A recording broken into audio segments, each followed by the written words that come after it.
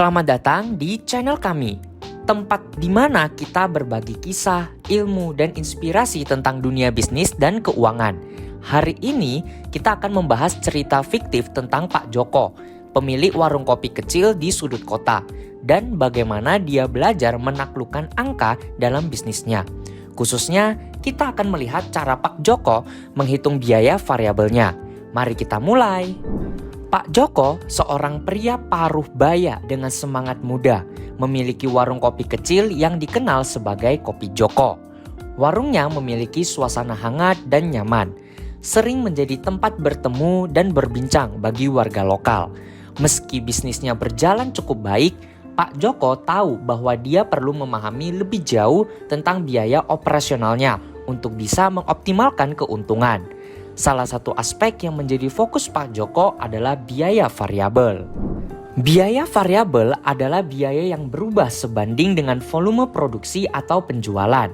Dalam konteks warung kopi, ini mencakup biaya bahan baku seperti kopi, susu, gula, dan makanan penutup yang disajikan, serta biaya lainnya seperti listrik yang berfluktuasi berdasarkan penggunaan.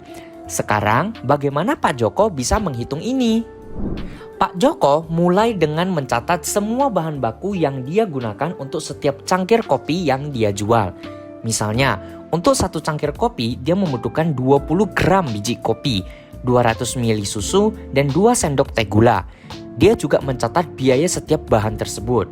Misalkan, harga biji kopi adalah Rp50.000 per kilogram, susu Rp15.000 per liter, dan gula Rp12.000 per kilogram. Dengan demikian, biaya bahan baku per cangkir kopi adalah biji kopi 20 gram atau 0,02 kg dikali Rp50.000 sama dengan Rp1.000. Susu 200 ml atau 0,2 liter kali Rp15.000 sama dengan Rp3.000. Gula 4 gram atau 0,004 kg dikali Rp12.000 sama dengan Rp48.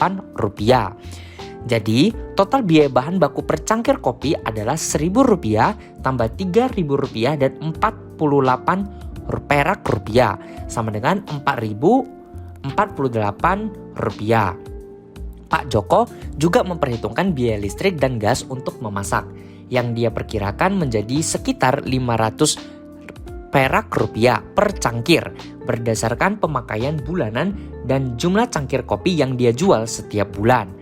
Maka total biaya variabel per cangkir kopi adalah Rp4.048 tambah Rp500 perak rupiah sama dengan Rp4.548. Dengan pengetahuan baru ini, Pak Joko bisa merencanakan strategi harga dan penjualan yang lebih baik.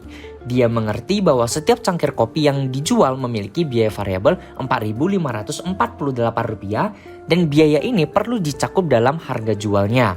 Ini memberinya gambaran yang lebih jelas tentang berapa banyak keuntungan yang dia dapatkan dari setiap cangkir kopi yang dijual.